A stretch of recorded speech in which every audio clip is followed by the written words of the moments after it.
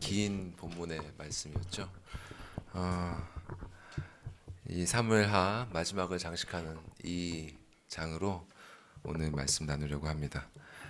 오늘 본문 말씀 길었는데 이 사무엘 상하를 합친 이 사무엘서가 성경에서 사실 가장 긴 책입니다. 예. 근데 길지만 읽어보신 분들은 아시겠지만 안에 아주 흥미진진한 드라마들이 전개가 되죠. 그래서 길지만 그래도 잘 읽히는 그런 성경 중에 하나입니다. 근데 이 오늘 본문을 여러분 오늘 보셨겠지만 이 장대한 역사의 마지막을 장식하기에는 조금 의아한 느낌이 있어요. 여러분 어떠신가요? 그렇지 않으신가요? 사무엘서 전체 구성을 생각을 하면 사실 다윗의 찬송시가 22장에 나옵니다. 그래서 그 22장을 결론으로 하고 그 다음에 다윗의 용사들의 에피소드가 열거되는 이 23장을 에필로그쯤으로 해서 마무리를 하면 깔끔할 것 같은데 사무엘서의 저자는 좀 사족처럼 이렇게 24장을 붙여놓고 있어요. 자, 그리고 이야기도 좀 그렇죠. 왕이 자기 나라의 인구 조사를 했는데 그게 죄가 돼서 하나님의 재앙을 당했고 그리고 어떤 사람의 타작마당을 사서 제사를 드렸더니 재앙이 그쳤다. 그러니까 사사시대에 무너졌던 하나님의 나라가 다시 일어나 전성기로 이어지는 이 장대한 드라마의 마지막이라고 보기엔 좀 뭔가 아쉬운 그런 결말입니다.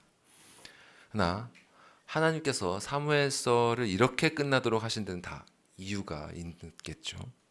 자, 이스라엘의 가장 위대한 왕이었던 다윗의 마지막 이야기를 왜 이 에피소드로 마무리되도록 하셨는가? 본문 살펴보면서 그 이유와 의미를 한번 찾아보도록 하겠습니다. 자, 이미 말씀드린 것처럼 오늘의 본문의 개요는 간단해요. 그러니까 가나안 땅의 대부분을 이 당시 이제 다윗이 장악을 했습니다. 그래서 그 다음에 이스라엘의 전 지역의 인구를 조사하라고 군사령관 요압에게 명령을 내리죠. 근데 요압은 다윗에게 이렇게 답을 합니다.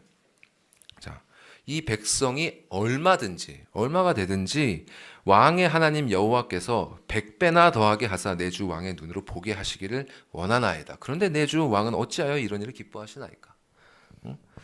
요압은 다윗이 무언가 옳지 못한 일을 명하고 있다고 항변하는 듯이 말을 하고 있어요. 그러나 결국은 요압이 왕의 재촉을 못 이겨서 이제 10개월에 가까운 기간 동안 이스라엘의 전 국토를 돌아다니면서 인구 조사를 하고 다윗에게 보고를 하죠. 그랬더니 이제 다윗이 하나님께 이렇게 기도를 합니다. 다윗이 백성을 조사한 후에 그의 마음에 자책하고 다윗이 여호와께 아뢰되 내가 이 일을 행함으로 큰 죄를 범하였나이다. 여호와여 이제 간구함나니 종의 죄를 사하여 주옵소서. 내가 심히 미련하게 행하였나이다 하니라. 다윗이 자신이 인구 조사를 한 것에 대해 마음에 자책을 하면서 하나님께 자신이 큰 죄가 있다 이렇게 고백을 하고 있어요. 왜 한 나라의 왕이 자기 나라의 인구를 조사하는 게 그렇게 큰 죄가 되는 것인가? 하나님께서 특별히 이스라엘에게 인구 조사를 금하시기라도 했던 것일까? 자, 성경을 지금까지 쭉 읽어오신 분들은 기억하시겠지만 이스라엘은 이미 아주 오래전에 인구 조사를 진행한 바 있습니다. 모세오경 중에 민수기라는 책이 있잖아요. 그렇죠? 이 민수기라는 제목이 백성들의 수를 센 그 기록이라는 뜻입니다. 그 제목에 걸맞게 하나님께서는 민수기의 시작부터 이렇게 명령을 하셨어요. 하나님께서 이렇게 명령하셨습니다. 너희는 이스라엘 자손의 모든 회 중 각 남자의 수를 그들의 종족과 조상의 가문에 따라 그 명수대로 계수할지니 이스라엘 중 20세 이상으로 싸움에 나갈 만한 모든 자를 너와 아론은 그 진영별로 계수하라. 그러니까 하나님께서 친히 이스라엘의 인구를 조사하라고 명하신 바가 있습니다. 그리고 이때만이 아니라 오랜 세월 후에 그러니까 다윗의 시대가 지나가고 또 이스라엘이 멸망하고 그들이 포로 생활을 하다가 다시 예루살렘에 돌아왔을 때 에스라와 느헤미야도 돌아온 백성들의 인구조사를 시행한 바가 있어요. 이처럼 인구조사 자체가 이스라엘에게 죄가 되는 것은 아니었습니다. 그런데 이스라엘 백성들이 이렇게 인구를 조사할 때는 한 가지 꼭 지켜야 되는 규례가 있었어요. 그 규례가 뭐냐? 그것은 조사를 받은 20살 이상의 성인들은 반드시 생명의 속전을 내야 한다는 규례였습니다. 이 생명의 속전은 그러니까 죄를 씻고 자신의 생명을 깨끗하기 위해서 반세겔의 돈을 하나님께 바쳐야 된다는 규례였죠. 여기 출애굽기 말씀에 그 규례가 있습니다. 여호와께서 모세에게 말씀하여 이르시되 네가 이스라엘 자손의 수효를 조사할 때 조사받은 각 사람은 그들을 계수할 때 자기 생명의 속전을 여호와께 드릴지니 이는 그들을 계수할 때 그들 중에 질병이 없게 하려 함이라. 이 말씀을 보시면 공교롭게도요. 이렇게 속전을 바쳐야 하는 이유는 그들 중에 질병이 없게 하려 함이었어요. 자, 여기서 질병이라는 것은 바로 하나님의 진노, 그죠? 하나님의 심판을 의미하기 때문에 이 말씀을 근거로 해서 본문의 다윗이 인구 조사를 할 때 속전을 안 받은 거 아니야? 예, 이렇게 추측하는 그런 분들도 많이 있습니다. 이 추측이 충분히 가능성이 있는 얘기예요. 충분히. 왜냐하면 인구 조사를 하는 다윗의 마음이 벌써 하나님 앞에 온전한 상태가 아니었지 않습니까? 그러니까 하나님의 율법이 명하는 이 규례를 꼼꼼하게 지켜서 진행하지 않았을 가능성이 높죠. 그리고 오늘 본문과 같은 사건을 기록하고 있는 이 역대상의 기록을 보면요, 이 다윗의 명령을 받은 요압 장군이 그 명령을 탐탁치 않게 여겨가지고 인구를 조사할 때 레위 지파하고 베냐민 지파는 계수해서 뺐다는 기록이 나옵니다. 예. 그러니까 만약 속전을 거두는 일을 했다면 다윗 몰래 그렇게 두 지파나 되는 많은 사람의 수를 제외시키기가 어려웠을 거예요. 백성들 사이에서 막 이런 소문이 돌면 어땠겠습니까? 야, 요압이 인구 조사하는데 베냐민 지파 사람들은 조사도 안 받고 속전도 내지 않았다. 막 이런 소문이 돌면 다른 지파 사람들이 가만히 있었겠어요? 그러니까 다윗이 인구 조사를 할 때 속전을 받지 않았을 가능성이 큽니다. 네, 다 안 받았으니까 그런 말이 안 나온 거죠. 근데 성경은요, 다윗이 속전을 받았는지 아닌지에 대해서는 기록하고 있지 않아요, 사실.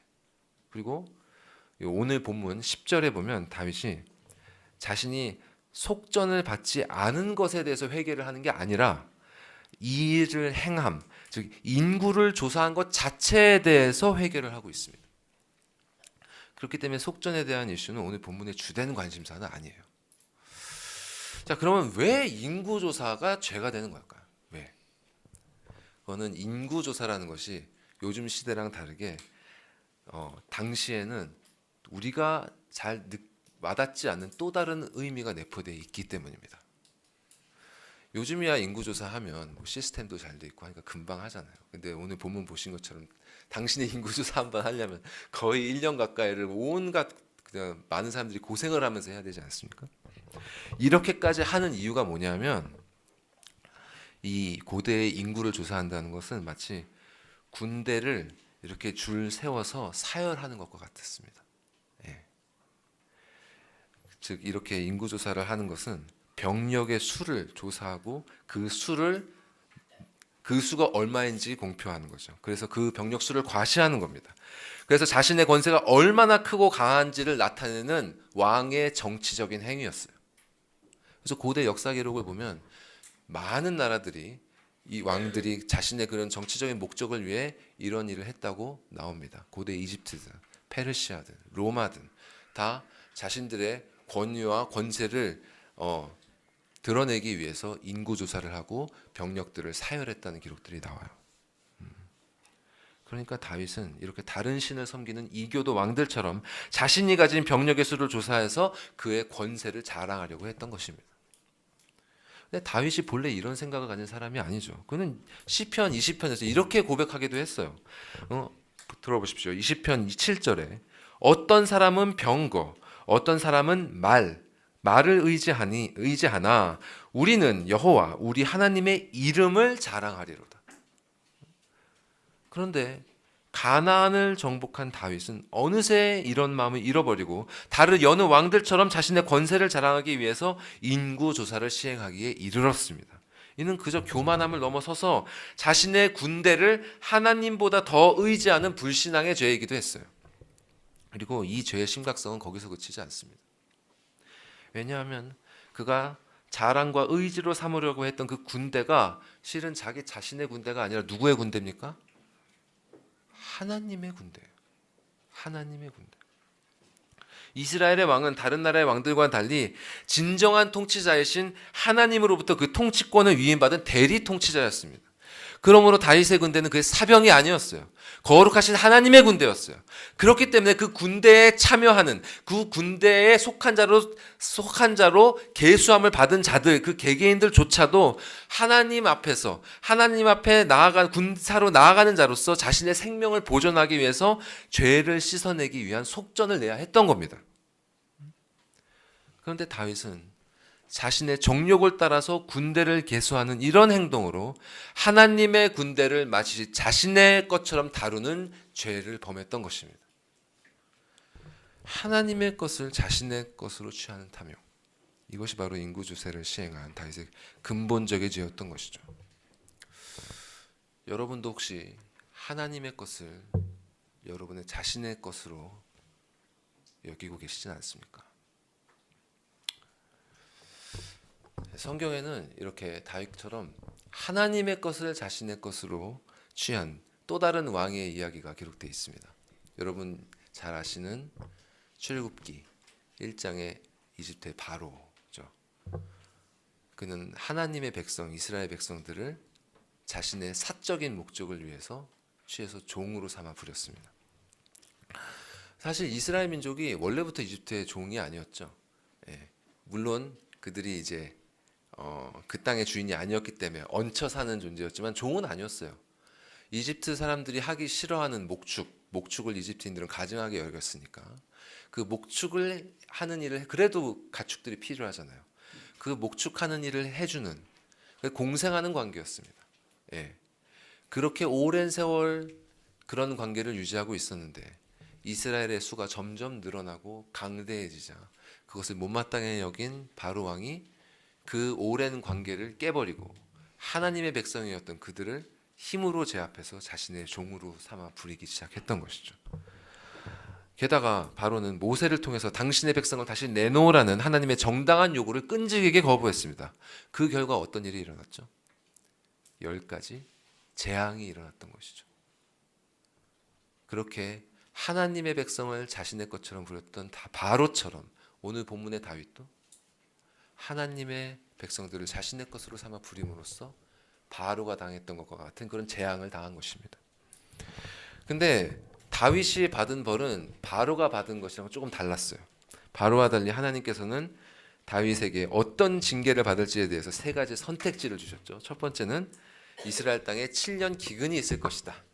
두 번째는 왕을 대적하는 원수라고 나오죠, 성경에. 그러니까 왕을 대적하는 원수, 이방 민족입니다. 블레셋 같은 그런 블레셋 같은 이방 민족에게 3개월간 네가 쫓기게 될 것이다.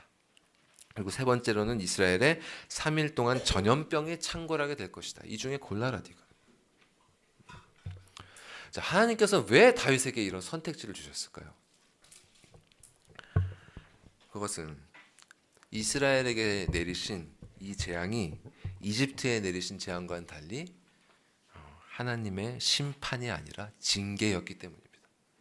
지난주 우리 황 목사님 말씀에서도 그 언급하셨습니다만 성경은 하나님께서 당신의 백성들을 아들과 같이 대우하심으로 징계하신다고 하셨어요. 반역자들에 대한 심판은 그들을 정죄하고 당신의 공의를 세우시기 위함이지만 아들에 대한 징계는 그들이 스스로 죄를 깨닫고 회개하게 하셔서 다시 당신과 화목하게 하시기 위함입니다. 자, 하나님께서 다윗에게 주신 이 3가지 선택지는 그가 진실로 무엇을 의지하고 있는가를 스스로 깨닫게 하시기 위함이었어요. 자, 생각해 볼까요? 자, 첫 번째 선택지는 7년간 땅에 기근이 올 거라고 했죠. 자, 땅에 7년간 기근이 오면 어떻게 되겠습니까? 기근이 오면 곡식이 부족하고 먹을 것이 부족하면 어떡합니까? 우리나라에 먹을 게 없으면 다른 나라에 의지하게 되겠죠. 다른 나라에 의지하지 않으려면 어떻게 해야 됩니까? 군사를 일으켜서 그 나라를 정복하든지 식량을 뺏어오든지 해야 되는 거 아닙니까? 결국은 또다시 군대에 의지하게 되는 거예요. 결국은. 또 7년간의 기근이라는 게 또 우리 생각나게 하는 게 있지 않습니까? 예, 예. 야곱과 아들들이 그 땅에 7년 기근이 있음으로 인해서 이집트에 의존하게 되지 않았습니까? 딱 그렇게 되는 거예요. 결국은 군대에 의지하게 되는 겁니다. 두 번째 선택지는 어떻습니까? 이방 민족에 침입해 들어오면 쫓겨다니지 않으려면 군대에 의지하게 되는 거죠. 결국 첫 번째와 두 번째 선택지 모두 자신의 군대에 의지하게 되는 거예요.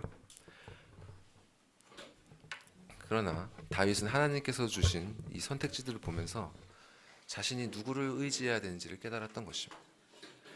근데 보통 이렇게 선택지가 주어지면 어떻게 생각합니까? 우리 뭐가 제일 견디기 쉬울까? 우리는 이걸 생각하잖아요.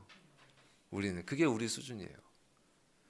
근데 다윗은 하나님께서 하신 이 세 가지 주신 세 가지 선택지를 보면서 아버지의 마음이 무엇인가를 알았던 것입니다. 그래서 이렇게 답했죠. 내가 고통 중에 있도다. 청하건대 여호와께서는 긍휼이 크시니 우리가 여호와의 손에 빠지고 내가 사람의 손에 빠지지 아니하기를 원하노라. 이렇게 여호와의 손에 빠지는 것을 선택함으로써 3일간의 전염병이라는 징계를 다윗은 받아들였습니다. 결과적으로 이것은 아까 우리가 봤던 이 출애굽기 말씀처럼 속전을 걷지 않고 인구조사를 할 때 오게 될 질병의 재앙을 받은 것이죠. 이렇게 하나님의 말씀을 1.1획도 어긋남이 없이 이루어지는 것입니다.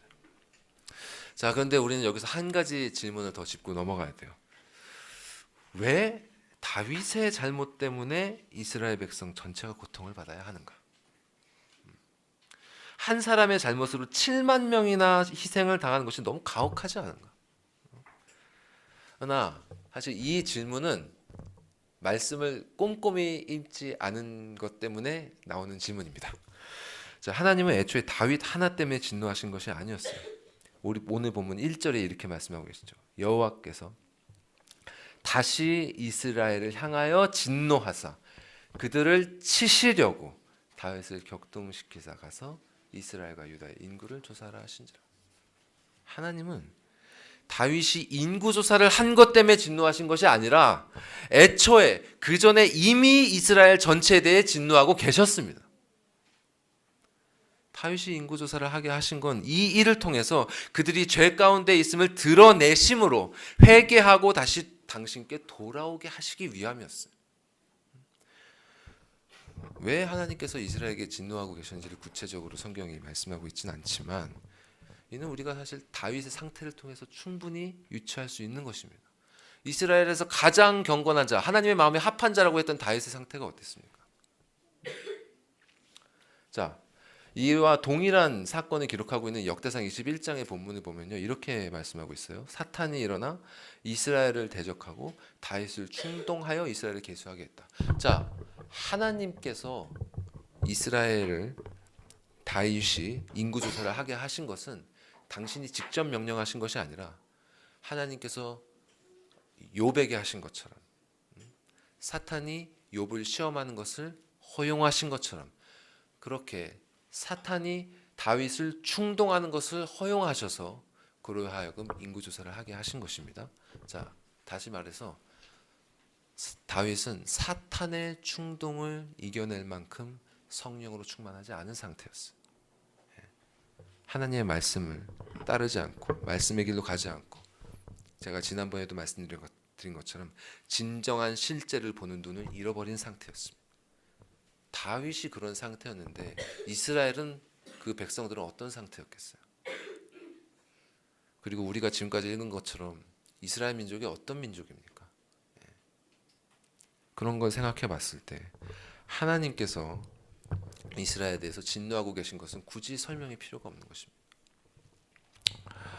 그리고 한 사람의 그 리더의 잘못으로 인해서 그 구성원들이 피해를 입게 되는 것은 사실 너무 당연한 일이에요. 너무 당연한 일이에요. 자, 다윗 때문에 7만 명이 죽었다.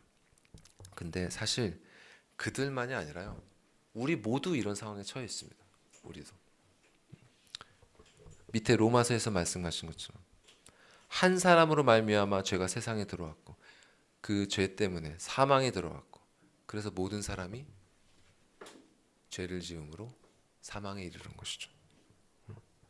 우리 처지도 하나님의 진노를 받은 이스라엘과 다르지 않아요. 다윗의 실패로 인해서 이스라엘이 재앙을 받았고, 아담의 죄로 인해 우리도 죽음을 당하게 됐습니다. 또한 아담 아래에서 이미 우리 모두가 죄를 저지르고 있기 때문에 하나님께서는 당신이 말씀하신 정당한 심판을 내리고 계신 것입니다. 그래서 우리는 모두 죽을 것이에요. 우리는 모두 죽을 것입니다. 제정신을 가진 사람이라는 그 누구도 부인할 수 없는 진리가 바로 이것이죠. 하나님을 믿든 안 믿든 우리가 죽을 것이라는 것 아무도 부인하지 않습니다. 그 죽음이 왜 일어났는가? 아담의 범죄로 인해서 정해진 것이죠.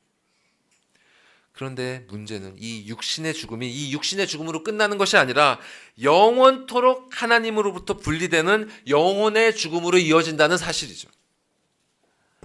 여전히 아담의 길에 서 있는 자는 이 죽음을 피할 수 없습니다. 달리 표현하자면 아직 그 영혼이 거듭나지 않은 사람, 아담의 길에서 빠져나오지 않은 사람은 이 죽음을 피할 수 없을 것입니다. 여전히 창조주 하나님을 경외하지 않고 그분의 말씀에 무감각하고 무관심하고 죄악에 빠진 자기 영혼에 대한 구원의 갈망이 없는 사람은 하나님의 공의로우신 심판 아래서 영원토록 그 죄값을 치러야 할 것입니다. 그 값을 치르지 말라고, 제발 그 길을 가지 말라고 하나님께서는 이렇게 7만 명이나 되는 사람들이 3일 만에 죽는 이런 재앙의 징계를 내리시는 것입니다.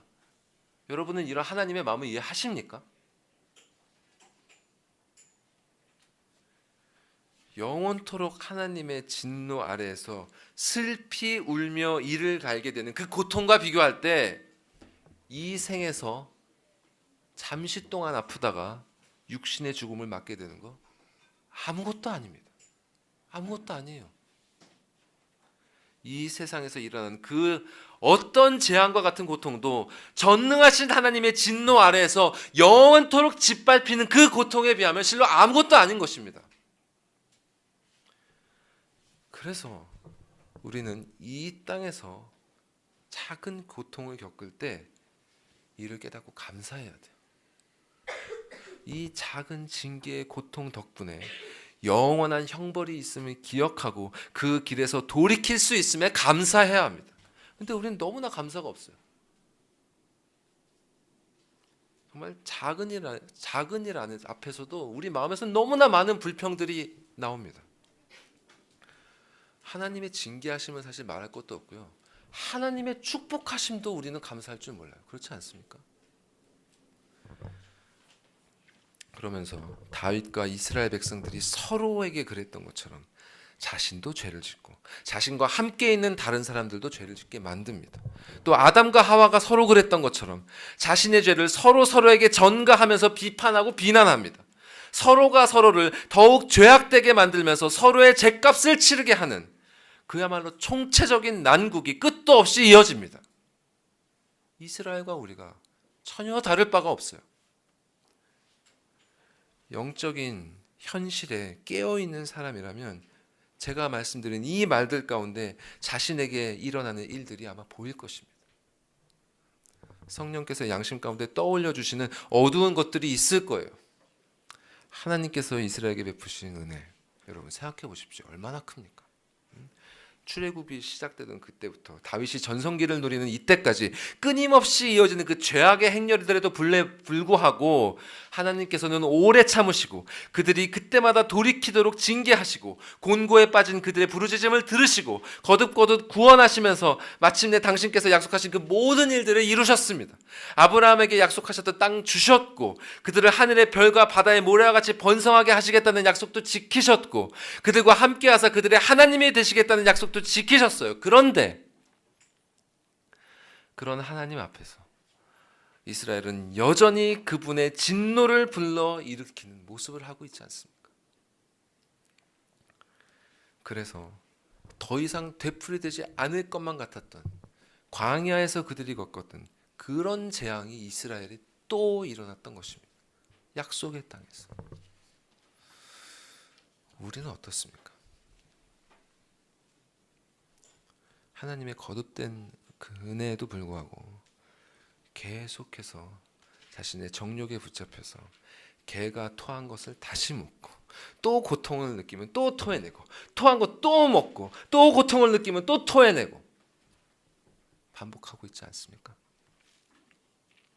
자, 우리 변할 수 있을까요? 성경에서 말씀하는 것처럼 우리가 이 땅에서 거룩한 하나님의 백성으로 성화되는 일이 가능하기는 한 걸까요? 우리에겐 희망이 없습니다. 희망이 없어요. 그래서 우리는 원래 멸망해야 됩니다. 그 어떤 만물보다도 거짓되고 부패한 우리의 마음과 회복이 불가능한 우리의 무능함은 우리가 멸망하는 것이 마땅함을 말해줍니다. 또한 이는 하나님의 성품을 고려해도 마찬가지예요. 왜냐하면 그분은 변하지 않는 분이시기 때문입니다. 성경은 그분이 변치 않으시는 속성에 대해서 이렇게 기록하고 있어요. 발람 선지자가 여호와의 말씀을 예언한 거죠. 거짓 선지자이지만 하나님의 이끌림을 받아서 바른 말을 했던 말씀입니다. 하나님은 사람이 아니시다. 거짓말을 하지 않으시고 인생이 아니시니 후회가 없으시도다. 어찌 그 말씀하신 바를 행하지 않으시며 하신 말씀을 실행하지 않으시랴. 그리고 사무엘을 통해서 또 이렇게 말씀하십니다. 이스라엘의 지존자는 거짓이나 변개함이 없으시니 그는 사람이 아니심으로 결코 변개하지 않으심이니이다 하니라. 이처럼 하나님께서는 거짓말을 하지 않으시고 절대 한번 정하신 일에 대하여 후회하시거나 변개하지 않으십니다. 그런 그분께서 아담과 하와에게 뭐라 말씀하셨습니까? 당신의 말씀을 어길 시에는 너희는 정령 죽으리라 하셨습니다. 이는 그들만이 아니라 그들 아래에서 태어난 모든 후손에게도 적용되는 말씀이에요. 즉 우리 모두 변치 않으시는 하나님의 뜻에 의해 멸망할 것이 정해진 자들입니다. 만일 여기서 말씀이 끝난다면 아무런 희망이 없을 거예요. 기독교는 허무주의가 될 겁니다. 그러나 이스라엘을 향한 하나님의 역사는 여기서 끝나지 않았죠. 재앙을 내리신 것으로 끝나지 않았습니다. 말씀은 이렇게 계속 이어집니다. 천사가 예루살렘을 향하여 그의 손을 들어 멸하려 하더니 여호와께서 이 재앙 내리심을 뉘우치사 백성을 멸하는 천사에게 이르시되 족하다. 이제는 네 손을 거두라 하시니. 자, 하나님께서 변치 않으신다고 했는데 본문은 하나님께서 뉘우치셨다 그래요. 무슨 뜻일까요? 사실 한국말로 뉘우치다는 말은 스스로 자기의 잘못을 깨닫고 반성한다는 뜻입니다. 그러니까 하나님은 잘못하시는 분이 아니시잖아요. 그러니까 사실 하나님께 적용하기에는 적합하지 않은 번역이에요. 그래서 많은 영어 성경들이 이를 relented, 그러니까 누그러지다로 번역하거나 또 어떤 일부 성경은 또 changed his mind, 마음을 바꾸셨다 이렇게 번역하기도 합니다. 자, 그럼 이 단어의 원어는 무슨 뜻인가? 자, 이 뉘우치다에 해당하는 원어 나함이라고 하는데요. 이 나함의 뜻에는 크게 두 가지 뉘앙스가 있습니다. 그 중에 하나는 뭐냐? 변화 혹은 돌이킴이라는 의미가 있어요. 그래서 사실 성경에는 하나님께서 당신의 뜻을 돌이키셨다고 기록된 곳이 종종 나옵니다. 예를 들면 여기 나오죠. 출애굽기 32장에 금송아지 우상숭배 사건 후에 진노하신 하나님께 이제 모세가 중보기도를 드리죠. 그러니까 여호와께서 뜻을 돌이키사 말씀하신 화를 그 백성에게 내리지 아니하시니라 이런 말씀이 있습니다. 자, 이런 뜻이 있고요. 이 단어의 또 다른 의미는 또 위로 혹은 편안하게 함 이런 의미가 있어요. 이런 의미로 이 단어를 쓴 대표적인 구절이 우리가 오늘 찬송했던 시편 23편에 나옵니다. 내가 사망의 음침한 골짜기를 다닐지라도 해를 두려워하지 않을 것은 주께서 나와 함께 하심이라. 주의 지팡이와 막대기가 나를 안위하시나이다. 그리고 이 단어를 또 위로의 의미로 쓴 또 하나의 중요한 구절이 이사야 61장에 나오죠. 자, 이사야 61장 말씀 같이 한번 읽어볼까요? 시작. 주 여호와의 영이 내게 내리셨으니 이는 여호와께서 내게 기름을 부으사 가난한 자에게 아름다운 소식을 전하게 하려 하심이라. 나를 보내사 마음이 상한 자를 고치며 포로된 자에게 자유를, 갇힌 자에게 노임을 선포하며 여호와의 은혜의 해와 우리 하나님의 보복의 날을 선포하여 모든 슬픈 자를 위로하되. 이 말씀이 어떤 말씀이죠? 예수님께서 이 구절을 회당에서 읽으시고 인용하셨습니다. 그러면서 유대인들에게 이렇게 선포하셨어요. 이 글이 오늘 너희 유대인들 귀에 응하였느니라. 즉 여호와의 영이 내리신 예수, 여호와께서 기름을 부으시사 가난한 자에게 아름다운 소식을 전하게 하시고 마음이 상한 자를 고치게 하시고 하나님의 보복의 날을 선포하게 하셔서 모든 슬픈 자를 위로하게 하신 그 예수, 바로 예수 자신이 구약에서 예언된 구원자라는 복음을 선포하신 것입니다. 이처럼 여호와의 나함, 여호와의 돌이키심과 위로하심에는 복음의 메시지가 숨겨져 있습니다. 여기에 절대로 변치 않으시는 하나님의 돌이키심이 가능하게 하는 비밀이 있는 것입니다. 자, 본문으로 돌아옵시다. 넘겨주시죠. 자, 하느님께서 뉘우치시자, 자, 돌이키시자 어떤 일이 일어났죠? 17절은 이렇게 기록합니다. 다윗이 백성을 치는 천사를 보고 곧 여호와께 아뢰어 이르되 나는 범죄하였고 악을 행하였거니와 이 약무리는 무엇을 행하였나이까? 청하건대 주의 손으로 나와 내 아버지의 집을 치소서 하니라. 자, 하나님께서 돌이키시자 다윗이 이스라엘 백성들을 위해 중보기도를 합니다. 자, 모세가 우상 숭배를 했던 이스라엘 위에 중보기도를 한 것 같이 다윗도 그의 백성들을 위해서 기도하면서 자신에게 모든 죄책을 돌려달라고, 백성에게 돌리지 마시고 그렇게 기도를 해요. 하나님께서 돌이키심으로 모세와 다윗의 중보기도가 일어났습니다. 이것이 무엇을 보여줍니까, 여러분? 바로 하나님의 돌이키심으로 인해 예수 그리스도의 대속이 일어났음을 보여주는 것입니다. 다윗이 백성들에게 내려지는 재앙을 그들이 아니라 자신에게 돌리실 것을 구한 것처럼 예수께서는 친히 우리 대신 채찍을 맞으시고 우리 대신 십자가에 달리심으로 우리가 당해야 할 그 모든 죄책과 형벌과 수치와 고통을 당하셨습니다. 예수께서는 이 일을 담당하기 위해서 이 땅에 오신 것입니다. 인자가 온 것은 섬김을 받으려 함이 아니라 도리어 섬기려 하고 자기 목숨을 많은 사람의 대속물로 주려 함이니라. 그리고 그분과 예수와 함께 동고동락하면서 그분의 모든 사역을 지켜봤던 베드로도 이렇게 증언했습니다. 친히 나무에 달려 그 몸으로 우리의 죄를 담당하셨으니 이는 우리로 죄에 대하여 죽고 의에 대하여 살게 하려 하심이라. 그가 채찍을 맞음으로 너희는 나음을 얻었나니. 이렇게 변치 않으시는 하나님께서 돌이키심에서 우리의 소망이 나타납니다. 이것이 얼마나 놀라운 일인지 여러분 보이십니까? 우리를 향한 하나님의 진노가 우리가 아니라 그리스도께로 돌이켜졌고 그로 인해 우리에 대한 하나님의 판결은 사망에서 생명으로 돌이켜졌습니다. 우리가 구원을 얻은 유일한 희망이 바로 이러한 하나님의 돌이키시는 은혜에서 나오는 것입니다. 이 기적과 같은 은혜가 아니면 우리에게 아무런 소망이 없어요. 그러면 어떻게 이런 은혜가 가능합니까? 어떻게 변치 않으시는 하나님께서 돌이키시는 역사가 일어나는 겁니까?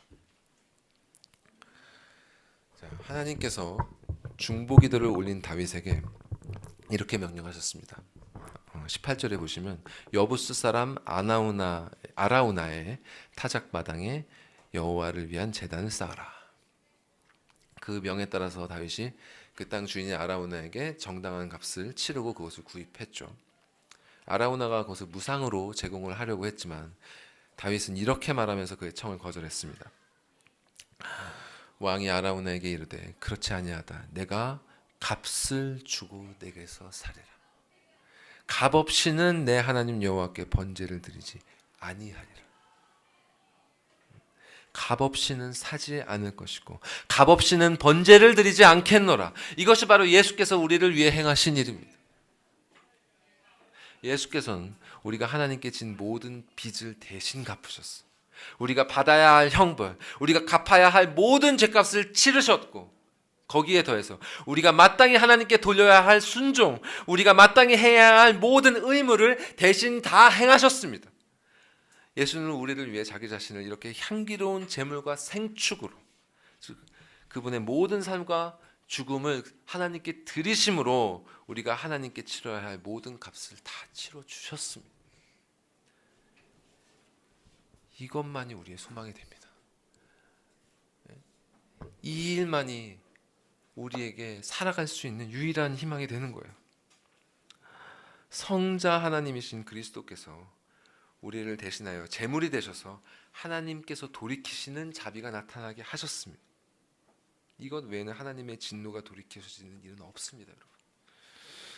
성부 하나님의 돌이키심으로 성자 하나님의 대속하심이 나타났습니다. 성자 하나님의 대속하심으로 성부 하나님의 돌이키심이 이루어졌습니다.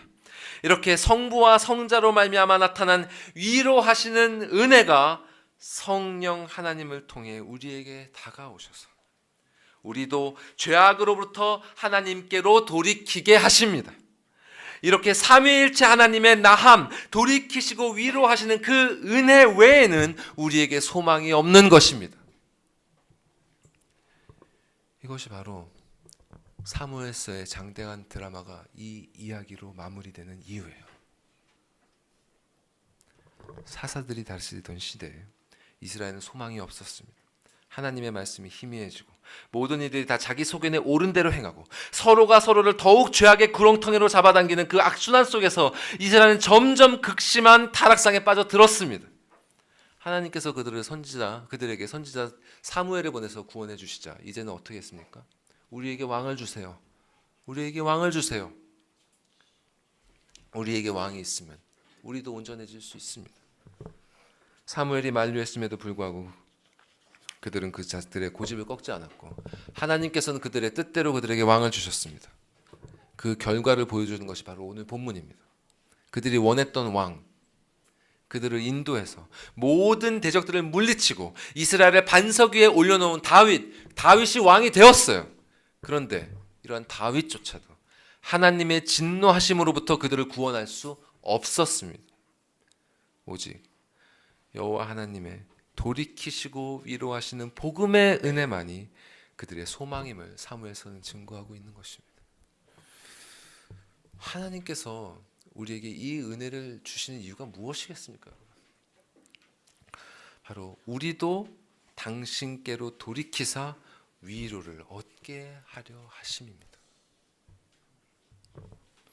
여러분, 다윗이 제사를 드렸던 이 아라우나, 역대상에는 오르난이라고 되어 있는데요. 이 타작마당이 어디에 있는지 아십니까? 많이 들어보신 분들 아시겠죠? 어디 있는지 아십니까? 모리아산에 있다고 기록되어 있습니다. 모리아산. 어디서 들어본 것 같지 않으십니까? 모리아산. 모리아산에서 무슨 일이 일어났죠? 예. 아브라함이 100세에 낳은 아들 이삭을 하나님께 번제로 바치려 했던 장소가 바로 모리아산입니다. 그 장소에서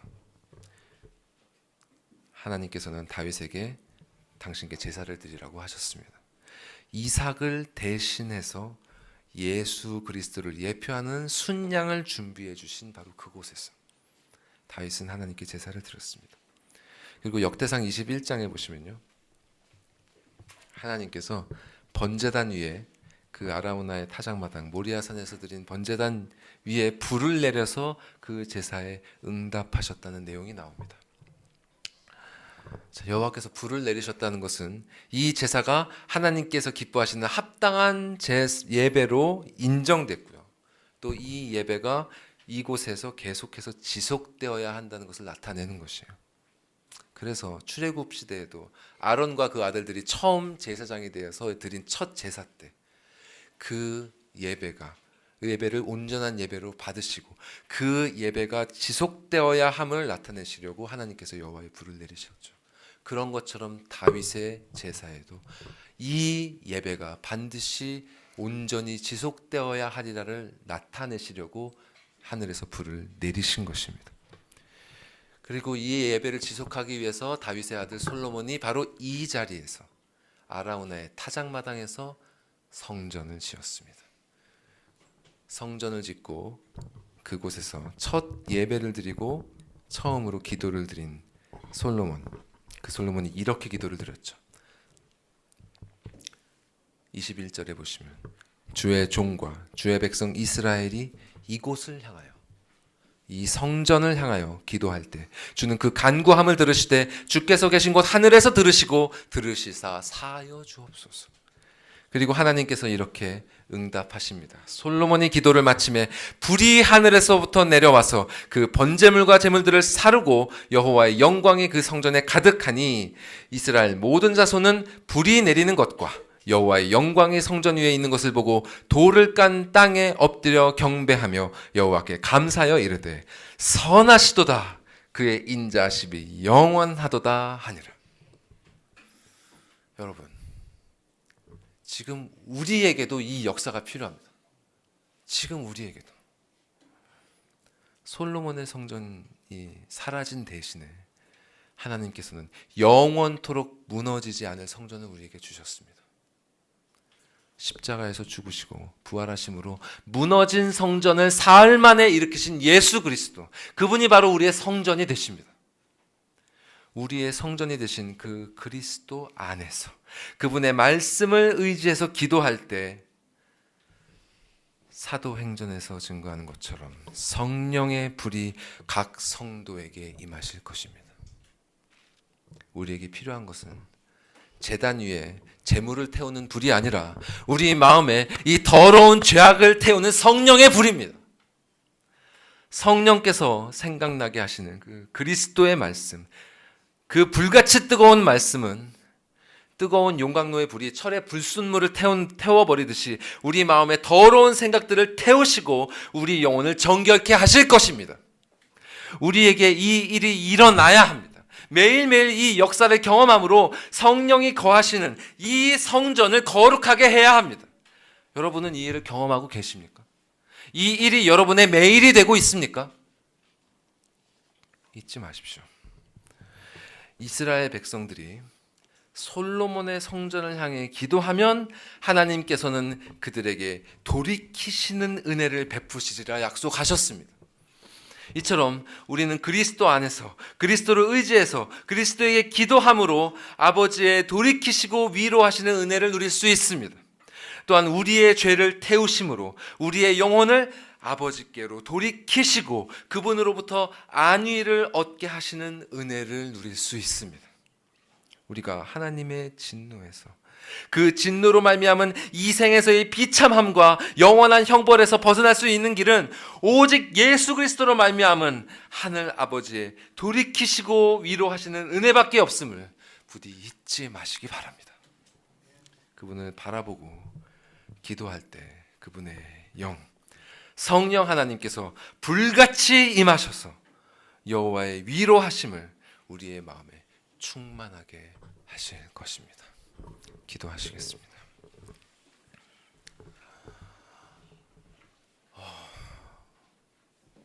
거룩하신 아버지 하나님, 주께서 약속하신 대로 성령의 불이 우리에게 임하게 하여 주시옵소서. 우리의 마음의 죄를 태우는 정결케 하는 불, 그 불이 우리 마음 구석구석 숨어있는 그 어떤 곳도 남기지 아니하고 그 모든 죄악을 다 태워 없애버리게 하여 주시옵소서. 그리하여 성령께서 거하고 계신 우리의 마음이 당신께서 보시기에 합당한 마음으로, 당신께서 함께 하시기에 합당한 거룩하고 정결한 성전으로 깨끗이 정화되게 하여 주시옵소서. 주님, 그리고 아직 이 성령을 받지 못한 영혼이 있습니다. 그들을 잊지 마시고 기억하사 주께서 약속하신 대로 그들에게도 성령을 허락하여 주사 거듭나게 하여 주시옵소서. 그리하여 우리가 한 성령 안에서 하나가 되어 그리스도 안에서 모두 정결케 되므로 거룩하고 순결하신 그리스도와 함께 아버지의 나라에서 모두 함께 모여 아버지의 복락을 누리는 날을 누리게 하여 주시옵소서. 이 모든 말씀 우리 구주 예수 그리스도의 이름으로 기도드리옵나이다. 아멘.